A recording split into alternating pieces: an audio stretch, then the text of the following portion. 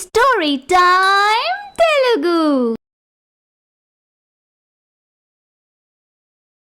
అందరికీ నమస్కారం. ఈరోజు మనం తెలుసుకోబోతున్న స్టోరీ ఇద్దరు కోడళ్ళు పార్ట్ 6. కూతురికి దిష్టి తీస్తూ కమలా, ఆ రోజు నాకీ పెళ్లి ఎందుకు చేశారని మాపై కోపడ్డావు. ఇప్పుడు చూడు ఎంత అదృష్టం పట్టిందో నీకు. ఇది మాత్రం ఎన్నాళ్ళుంటుందిలే. ఆ ఐశ్వర్య మొగుడుతో వేరు కాపురం పెట్టించినంతవరకే కదా. ఆ అపసగనపు మాటలు ఆపవే. కాస్త మంచిగా ఆలోచించు. దానిచేత వేరు కాపురం పెట్టించకుండా ఉండేందుకు నీ తెలివితేటలు, నీ పథకాలు నీకున్నాయి కదా. అదే నా ధైర్యం కూడా. కానీ ఎన్నాళ్ళని దానికి నా ప్లాన్లు తెలియకుండా ఉంటాయి చెప్పు. ఏదో ఒకరోజు తెలిసిపోతే అప్పుడేం చెయ్యాలి? అప్పుడు తెప్పలు అప్పుడు చూద్దాంలే. ఆయన ఎప్పుడో జరగబోయేదానికి ఇప్పటి నుండి భయం దేనికి? సంతోషంగుండు. అది నిజమేలే. అయినా ఏదో అలా అన్నానే కానీ అంత సులువుగా నా ప్లాన్లు దానికి తెలియనిస్తానా ఏమిటి? అది నా కూతురంటే. సరేనమ్మా, వెళ్ళొస్తాను అని అత్తారింటికి వెళ్ళిపోతుంది స్వాతి. ఇలా జరుగుతూ ఉండగా ఒకరోజు పక్కింటి శారదతో ఇంటి బయట స్వాతి మాట్లాడుతూ ఉంటుంది. ఆ ఐశ్వర్యకి ముక్కు తాడేసి నా కాళ్ళ దగ్గరికి తెచ్చుకున్నాను తెలుసా? అప్పుడు ఆశ్చర్యంగా శారద, నిజమా? అవును.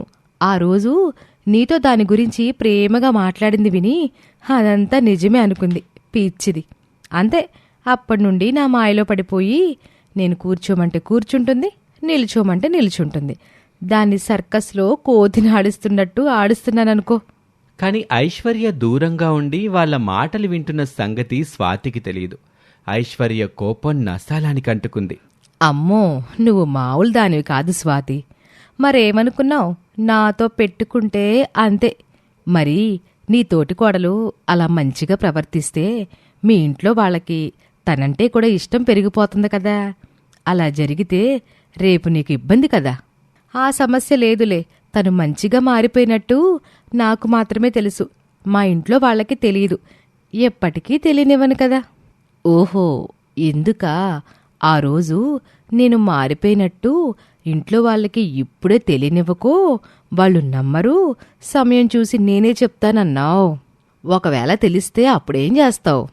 ఆలోగా అది ఎప్పటికీ మంచిదానని మా ఇంట్లో వాళ్ళ దగ్గర నిరూపించే అవకాశం లేకుండా దానికున్న అన్ని దారుల్ని మూసేస్తాను.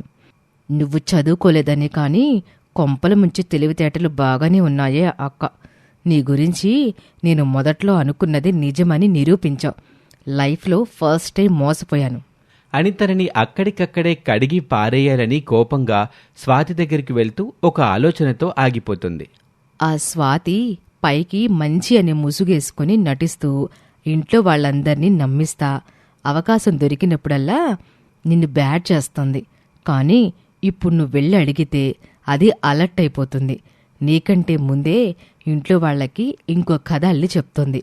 ఒకవేళ నువ్వెళ్ళి చెప్పినా వాళ్ళు దాని మాట నమ్ముతారు కనుక దాని దారిలో నువ్వెళ్ళి దానికి చెక్ పెట్టాలి అని ఐశ్వర్య అనుకుంటుంది. అప్పట్నుంచి స్వాతి ఎత్తుగడలు కొంచెం కొంచెంగా తెలుసుకుంటుంది ఐశ్వర్య. కానీ బయటపడకుండా స్వాతితో ఇంతకు ముందులా మంచిగా ఉన్నట్టు ప్రవర్తిస్తూ ఉంటుంది. వదినా, అప్పటినుండి నా కాలేజ్ దగ్గరకొచ్చి ఆ అబ్బాయిని కలవడానికి వీలు కాలేదు కదా వదినా నీకు.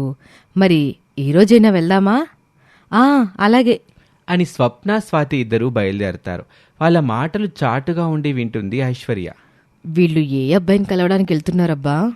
అయినా స్వప్నతో పాటు ఈ కొంపలు ముంచేది ఎందుకు వెళ్తున్నట్టు అని అనుకుని వాళ్ళకి తెలియకుండా ఫాలో అవుతుంది ఐశ్వర్య. బస్టాండ్లో నిలబడి ఉన్న కిరణ్ని చూపించిన స్వప్న, ఓ వదినా, అతనే కిరణ్ అని చెప్పగానే కిరణ్ దగ్గరికి వెళ్తుంది స్వాతి. నేను స్వప్న వల్ల వదిన్ని. నీకు తనంటే నిజంగా ఇష్టమా? ప్రాణమండి. తన కోసం ఏమైనా చేస్తాను. కానీ స్వప్నే ఒప్పుకోవటం లేదు. అలాగైతే మీ ఇంట్లో వాళ్ళని ఒప్పించి కట్నం తీసుకోకుండా పెళ్లి చేసుకోగలిగితే అప్పుడు స్వప్న కూడా పెళ్లికి ఒప్పుకుంటుంది. తప్పకుండా ఈరోజే మా వాళ్ళకి మా ప్రేమ విషయం చెప్తాను. తొందరపడుకో. ఇక్కడ ఒక చిన్న సమస్య ఉంది. మీ లవ్ గురించి ఎవరికీ తెలియకూడదు. చూడ్డానికి అరేంజ్ మ్యారేజ్ లానే ఉండాలి. ఒకవేళ తెలిస్తే మీ పెళ్లి జరగదు. అయితే తెలియనివ్వను. కానీ అరేంజ్డ్ మ్యారేజ్ అంటే మా వాళ్ళు కట్నం అడుగుతారు కదండి. నాకు ఆదర్శ భావాలున్నాయి, కట్నం తీసుకోకుండా పెళ్లి చేసుకోవడమే నాకిష్టమని ఎలాగోలా మీ వాళ్ళని ఒప్పించు. ప్రేమించిన అమ్మాయి కోసం ఆ మాత్రం చేయలేవా? చదువుకున్నవాడివి, ఇదంతా ఎలా చెయ్యాలి? నీకు నేను చెప్పక్కర్లేదనుకుంటా. అర్థమైందండి. వారంలోగా పెళ్లిళ్ల పేరైతో మీ ఇంటికి పెళ్లి చూపుల కోసం వస్తాను అని వెళ్ళిపోతాడు కిరణ్. వదినా, కట్నం వద్దండం ఎందుకు? అమ్మా నాన్న అన్నయ్యలు కట్నం ఇవ్వడానికి ఇష్టంగానే ఉన్నారు కదా. నీకు కట్నం ఇచ్చేటైతే ఇంత రిస్క్ తీసుకోవడం ఎందుకు అని అనుకుని, నీకు తెలియ స్వప్న, ఇలాంటప్పుడే అతనికి నీ మీదున్న ప్రేమ ఎంత గొప్పదో తెలిసేది. ఓహ్ అలాగా, థ్యాంక్స్ వదినా. అమ్మయ్యా, ఒక పనైపోయింది అని ఊపిరి పీల్చుకుంటుంది స్వాతి. వీళ్లను ఫాలో అవుతూ వెళ్లిన ఐశ్వర్య వీళ్లకు కనిపించకుండా దాక్కొని స్వాతి కిరణ్తో మాట్లాడిన మాటలు వింటుంది. స్వప్న కోసం ఈ స్వాతి చేసేది చూస్తుంటే నాకు 2 విషయాలు అర్థమవుతున్నాయి. ఒకటి, తనకు నచ్చిన వాడితో పెళ్లి చేసి స్వప్నని తన బుట్టలో వేసుకోవాలని, లేదా కట్నం లేకుండా స్వప్నని అత్తారింటికి పంపిస్తే ఆ డబ్బు మిగులుతుందని. ఎందుకంటే ఈ స్వాతికి డబ్బాస్ ఎక్కువ కదా. కానీ తన ఉద్దేశం స్వప్నకి తెలియనివ్వకుండా ఇలా ప్లాన్ చేస్తుందన్నమాట అని ఐశ్వర్య అనుకుంటుంది. ఓ రోజు స్వాతి కొత్త చీర కట్టుకుని గుడికి బయలుదేరుతుంది. ఏంటి స్వాతి, కొత్త చీరలో దగదగ మెరిసిపోతున్నావు? ఎంత అయిందేంటి ఈ చీర? కనుక్కో చూద్దాం. 500 రూపాయలు ఉంటది కదూ?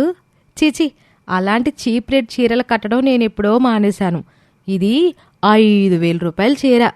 5,000 అని ఆశ్చర్యంగా నోరెళ్లబెడుతుంది శారద. శారద ఆశ్చర్యపోవటం చూసి స్వాతి తెగ వయ్యారాలు పోతూ లోపల తెగ సంబరపడుతుంది.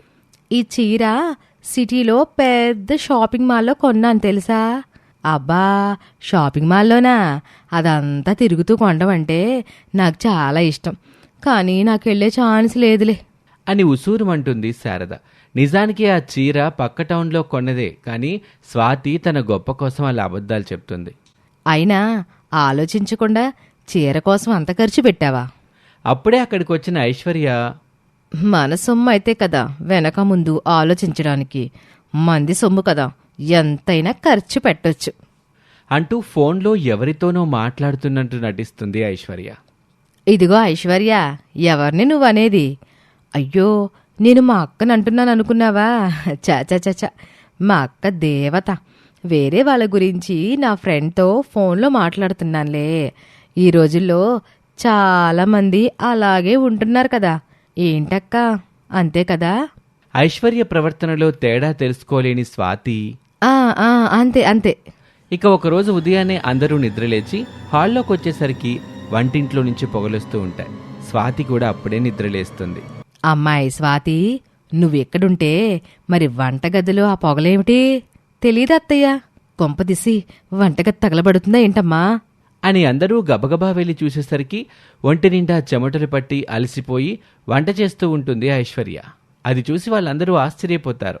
అందరికంటే ఎక్కువగా స్వాతి ఆశ్చర్యపోతుంది. వాళ్ళని చూసి ఐశ్వర్య, లేచారా అత్తయ్య?